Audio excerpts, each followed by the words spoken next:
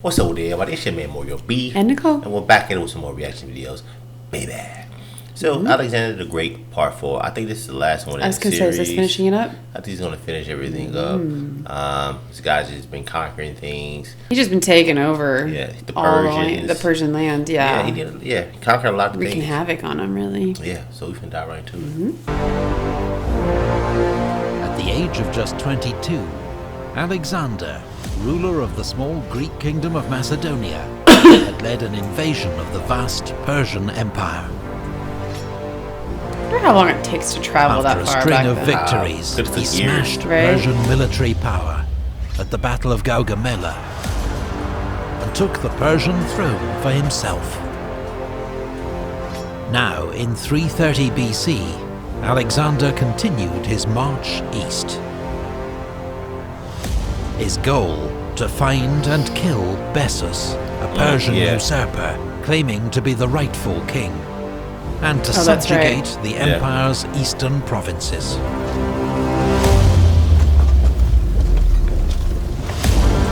Alexander headed first for Aria, today part of Afghanistan, where the Persian governor Satibarzanes had launched a revolt after initially pretending to submit to Alexander.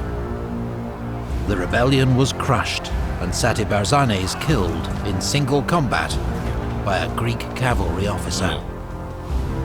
Nearby, Alexander founded the city of Alexandria Ariana, modern Herat, one of around a dozen cities that Alexander would eventually found. Wow. Almost all bearing his name. Alexander marched on to Frada. The Macedonian court had a long tradition of plots and assassination. 6 years before, Alexander's own father, King Philip, had been murdered by his bodyguard.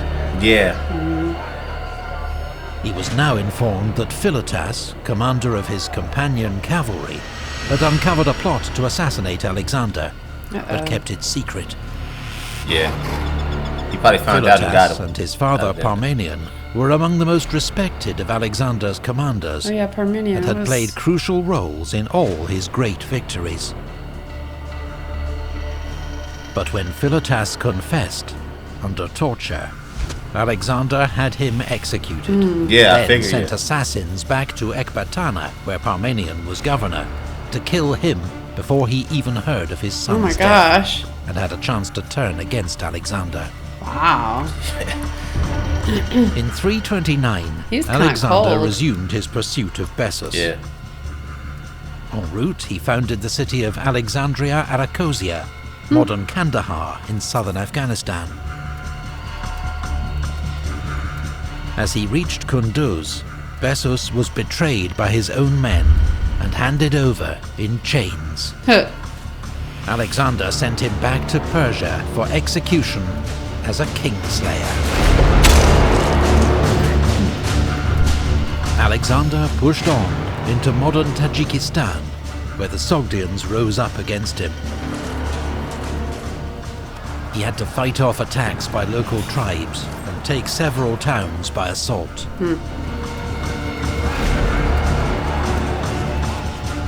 On the banks of the Jaxartes River, he founded the city of Alexandria Escate, meaning Alexandria the furthest, so named because he had, at last, reached the limit of the Persian Empire. Look at all that he conquered, man. It's a lot of area. If you look at it today, it's not really huge in today's world, but then it was like a lot. Known to the Greeks as Scythians. Scythians. Alexander lured them into a decisive battle near the Jaxartes.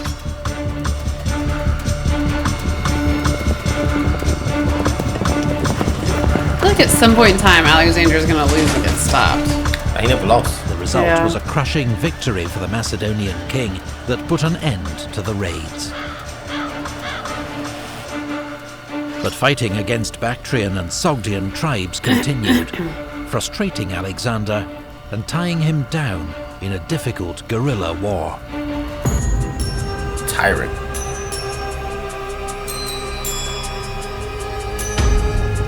By now, Many of the Macedonian troops were unhappy with Alexander. Most had not seen their homes in years, but their king seemed bent on conquest without end. What was worse, he'd begun to adopt the rituals and dress of their defeated Persian enemy, customs they viewed as effeminate and decadent.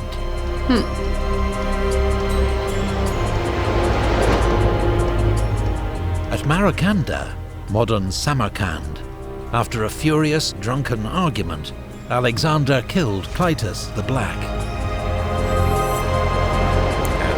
Clytus had been one of Alexander's best generals, and the man who'd saved his life at the Battle of the Granicus. Alexander was full of remorse, but his growing arrogance was alienating more and more old comrades. Was he getting paranoid? He tried to make his countrymen perform the traditional Persian ritual of proskynesis, prostrating themselves before he crossed a line. To Greeks, this was blasphemy. Only a god was worthy of such respect, and Alexander was forced to back down. In Bactria, another plot to assassinate Alexander was uncovered. This time the ringleader was a royal page, one of the sons of Macedonian nobility who attended the king. Hermolaus had become murderously bitter towards Alexander over a perceived injustice. He and his accomplices were tortured and then stoned to death. Callisthenes, Alexander's official historian, was also implicated in the conspiracy. He was thrown in prison, where he later died. That summer, in 327, according to legend, Alexander became captivated by the beauty of Roxana, daughter of a Bactrian lord. Their marriage was also a sound political move, helping to end local revolt against his rule, and allowing him to continue his advance into modern Pakistan and India.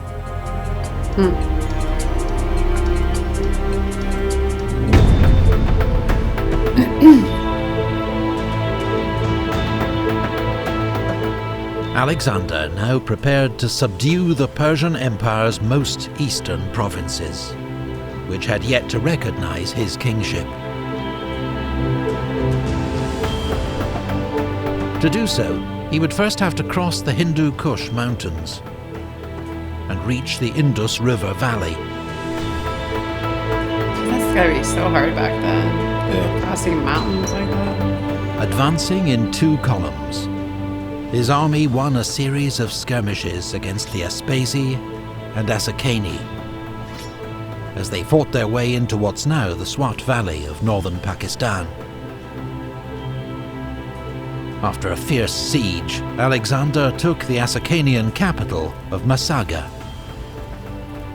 According to legend, it was ruled by a beautiful queen, Cleophas, who bore Alexander a son and was allowed to keep her throne. Interesting.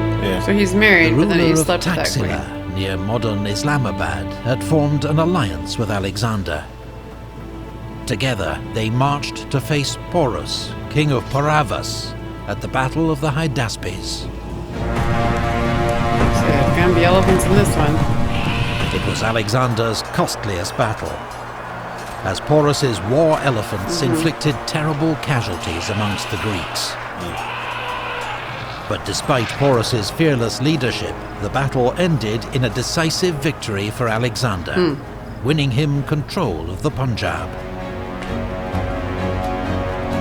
Alexander wanted to push on into India, to reach the great river, which ancient Greek geographers said formed the edge of the world. But at the river Hyphasis, known today as the Bias, his army mutinied. His men had marched thousands of miles, fought countless battles, and not seen their homes in 8 years. 8 years. They'd heard rumors of gigantic armies waiting for them in India. Yeah, at what point in time were you like, I'm done? To go any further. So I wonder what is the truth. Was it like giant armies waiting for India? Alexander was furious. Might have been. But had to turn the army around. He followed the rivers of the Punjab to the sea. 8 years. A journey that took 10 months. 10 months. On the way, he defeated the Malians. But while leading the assault on their capital, was wounded in the chest and nearly killed.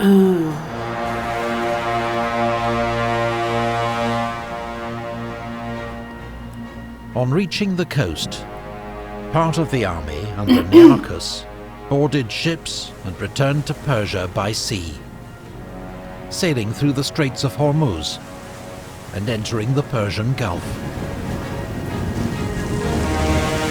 It was one of the great ancient voyages of exploration, as these waters had been previously unknown to Greeks. Why'd you go that way? Because then you still gotta go across Persia to get home. the rest of the army back by land through the Gedrosian Desert, today in southern Pakistan. But extreme heat and shortages of food and water led to terrible suffering and many deaths among his army. That's what I was gonna say. On his return to Persia, Alexander executed several of his viceroys and governors, Well, he's a snake men killer. accused of ruling unjustly and robbing temples and tombs during his long absence in the east. At Susa, he arranged a magnificent mass marriage of Macedonian officers to 80 Persian noblewomen to strengthen bonds between his two kingdoms. Alexander himself married 2 Persian princesses. He also paid all his soldiers' debts and ordered 30,000 youths from across the empire to be trained in the Macedonian art of war.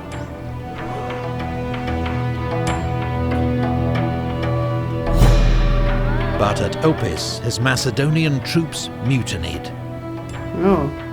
This for Persian advisors and Persian ways.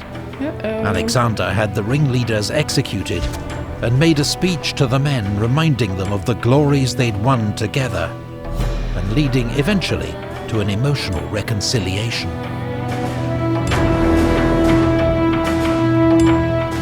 At Ecbatana, Alexander's closest and most trusted friend, Hephaestion, died of fever. The king was grief-stricken, went days without eating, and ordered a period of public mourning across the empire. Yeah, well, his friend died, yes, Alexander waged a successful campaign against the mountain raiders of Kossia, who not even the Persian kings had been able to subdue. Returning to Babylon, he was met by embassies from distant peoples, come to recognize his greatness. Ethiopians, Libyans, European Scythians, Lucanians, Etruscans, Gauls, and Iberians. Alexander's Bactrian wife, Roxana, was now pregnant. But as he planned his next campaign to Arabia and beyond, he developed a sudden fever and died days later, That was aged quick. just 32. Yeah. So when he started in 22, 10 The years. cause okay, I of thought it was Alexander's 20. death has never been established. It may have been malaria, cholera, typhus, or poison. That's what I was wondering. Yeah. Crazy. He split into 4. Alexander died undefeated in battle. His reputation as a brilliant, fearless and daring military commander remains undimmed. His decade-long campaign created one of the largest empires ever known, stretching from Greece to Pakistan. But it was vast and unstable, held together only by his own brilliance and name. Alexander left no plans for his succession, and his generals soon began fighting among themselves to carve out their own empires. In the Wars of the Successors, Alexander's widow Roxana and his young son were murdered. Dang. Yeah. His own gold sarcophagus, en route to Macedonia for burial, was hijacked and ended up in Alexandria in Egypt. Today, its location remains one of the world's great unsolved mysteries. Huh, really? What, do you know where his body is? Few men have ever had such an impact on the course of history as Alexander the Great. The breathtaking achievements of his short life ushered in the Hellenistic Age, as Greek ideas spread across the territory of his former empire, fusing with local traditions to trigger new developments in art, science, government and language. Some of the successor kingdoms to his great empire were short-lived. Others endured for centuries. But all, in turn, would fall to new forces. And in the West, to the rising power of Rome. Yeah, I was thinking like Rome. The Roman Empire was next.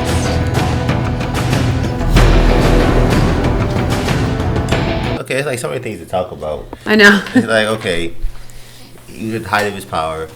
Okay, it makes me wonder, what if he would have went to India? How do you think it would have like went off? Because they said like it was some people that was waiting on him. Yeah, I don't know. It's hard to say. I mean, he obviously was a military genius. And he was great at like fighting and knowing how to go into battle and win a battle. Yeah. But personally, I find it hard to believe that you're never going to lose at some point. Yeah. Like at some point, you're going to reach a force that's a good match that you know maybe they've heard about how you fight, they've learned an idea. I mean, you just don't know. It's hard to say. Yeah. So, I mean, you can't say that because he was so good and he never lost. But it's hard to believe that he wouldn't have found someone who would have been a good adversary. And maybe. But he was in his prime, so he was like 32 when he died. So, I'm not saying if he would have lived, him 50 years old going out then. Right. Know, but he was definitely, like you said, military genius. It took 10 years to do all that. Right. 10 years from the conquering of many places, and he was undefeated. And I don't know, there's so many theories out there. Was he poisoned? What was the illness? I mean, we don't could be anything. We don't have this body. Right. In today's technology, we can kind of examine it now and see exactly how he died. Was he poisoned or whatever? Killed his wife and his son. Yeah, I think he killed his son because they didn't want him to be the heir or whatever. Right. Yeah. So or rise up like rise up like that. And I get it. I'm not surprised, I guess. But man, I hate hearing that. It's like you're just gonna. It's like you kill innocent people. Just again, power and greed, man. Power and greed. Yeah, man. Yeah, this guy was like, man, undefeated in battle, 10 years. It's pretty impressive, for sure. And like it's in today's world, it's totally different, man. Like world leaders don't really go out and fight. Like no world leader go out and fight. Back then, they actually did it. Like the generals and the captains, leaders, they actually go out. They were out there on the battlefield too. Yeah, they fight with their troops and stuff. Okay, let's say he was Alexander the Great was here in modern time. How good would he be as a military genius? Because we have modern weapons. Yeah, would he be able to take over the world now if he had modern technology? You think he'd probably be stopped? I don't think anyone can take over the world now because it's just dealt with differently. Yeah, because Hitler tried to do it. Right. I'm not saying Hitler and him the same. Yeah. But Hitler had the idea what he wanted to do with, Yeah. Alexander. He just had modern weapons. And he did a lot of things. He was horrible, man. But everybody already in this video. Really hope you enjoy our reaction. Don't forget to subscribe. And thumbs it up. Also, if you want to support our channel, make sure to check out the links in the description. Your contribution come a long way. Don't forget to subscribe. And thumbs it up. Turn on notifications. It's your man, Moira B. And Nicole. We're going to catch you on the next day. Awesome. Peace and love, baby.